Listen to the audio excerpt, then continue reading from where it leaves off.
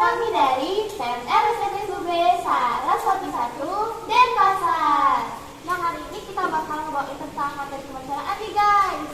Nah, sebelum kita lanjut ke materi, teman-teman ada yang tahu nggak sih apa sih itu bencana? Nah, nanti tahu nggak? Tahu lah, bencana adalah kegiatan luar biasa yang disebabkan oleh faktor alam ataupun akibat ulah manusia yang menimbulkan korban jiwa, kerugian material maupun kerusakan lingkungan. Nah, jadi hari ini kita bakal sharing-sharing materi mengenai bencana gempa bumi. Oke. Jadi teman-teman, gempa bumi itu adalah getaran yang terjadi akibat lepasan energi yang sangat besar dari pusat gempa atau hipocentrum. Nah, biasanya gempa bumi terjadi akibat aktivitas pergerakan dari lempengan bumi.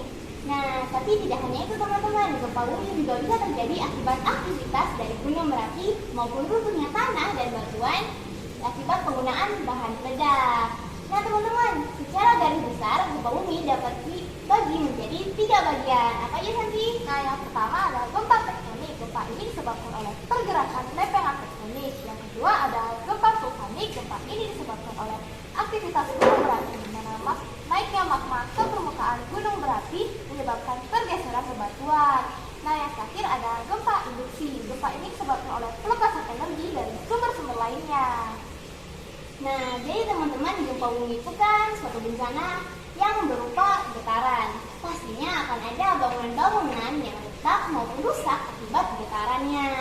Sama seperti bencana lainnya, gempa bumi juga dapat mengakibatkan kerugian baik secara material maupun korban jiwa.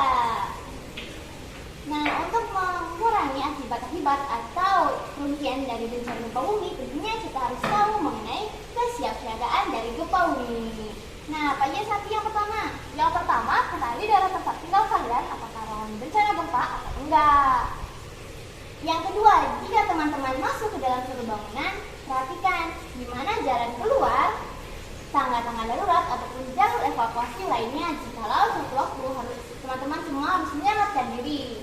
Perhatikan juga tempat-tempat berbahaya saat terjadi gempa, misalnya di daerah ataupun di bawah kaca.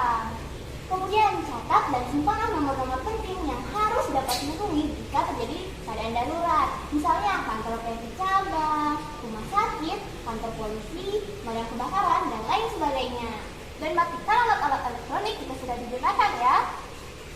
Oke, tadi kan kita sudah ngejelasin tuh apa sih yang bakal kita lakuin sebelum terjadi gempa.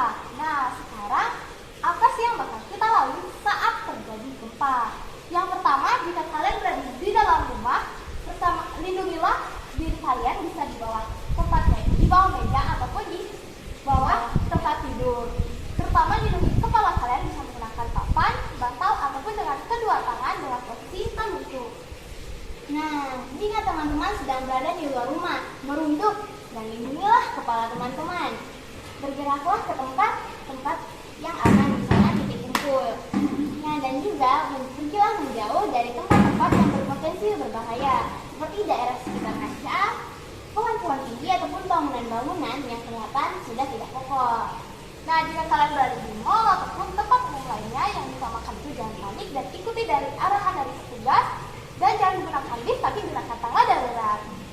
Nah, kemudian jika teman-teman sedang berada di dalam kendaraan, berusahakanlah jangan panik dan cari sesuatu yang bisa teman-teman pegang. Jikalau sewaktu-waktu nih tiba-tiba ada getaran atau ada guncangan atau teman-teman bikin ganda, nah teman-teman kan tidak jatuh karena sudah pegangan. Nah, juga mintalah pengemudi untuk menghentikan kendaraan atau menghentikan kendaraan dan bergeraklah ke tempat terbuka. Jika kalian berada di daerah pantai atau pesisir, karena dataran tinggi karena gempa dari permukaan laut dapat menyebabkan tsunami, dan jika kalian berada di pegunungan, jauhilah lereng karena gempa bumi dapat menyebabkan tanah longsor. Nah, tadi kan kita udah kasih tahu nih apa-apa saja yang dapat kita lakukan ketika sedang terjadi gempa. Sekarang kita berdua mau ngasih tahu tentang apa saja yang bisa teman-teman lakukan ketika sudah selesai terjadi gempa. Yang pertama ini apa? Yang pertama, jika kalian masih berada di dalam ruangan ataupun rumah, segeralah keluar karena kita nggak bakal tahu nih ada gempa susulan atau enggak. Kemudian periksalah keadaan teman-teman, apakah teman-teman terluka atau tidak. Jika teman-teman terluka, segeralah mencari bantuan medis. Nah, mintalah orang dewasa untuk melakukan aliran listrik ataupun alat-alat elektronik. Kemudian untuk sementara jangan nyalakan api dulu ya, karena gempa bumi juga dapat menyebabkan bocoran pada tabung gas maupun pada selang gas. Gempa bumi juga dapat menyebabkan tumpahnya bahan bakar yang dapat menyulut api dan membuat kebakaran.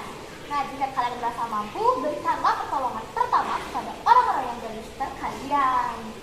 Kemudian, berusaha pantau informasi dari sumber-sumber terpercaya seperti BMKG dan juga bergeraklah sesuai himbauan-himbauan yang telah diberikan.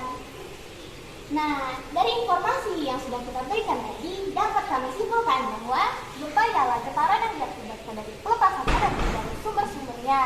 Dan yang paling penting, kalian harus mengetahui tempat daerah tempat tinggal kalian apakah rawan gempa atau enggak. Dan saat terjadi gempa, jangan panik dan ikuti arahan dari petugas dan carilah tempat terbuka. Jadi, ingat ya teman-teman, ketika terjadi gempa, jangan panik dan berusaha untuk mencari daerah terbuka. Jika tidak bisa, carilah tempat berlindung yang aman dan tetap lindungi kepala teman-teman ya.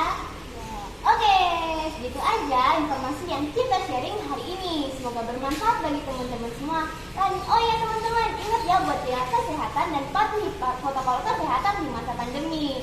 Nah, sekian dulu materi yang disampaikan. Oke kata, kami ucapkan terima kasih dan bye-bye. Siamo tutti fratelli, tutti fratelli.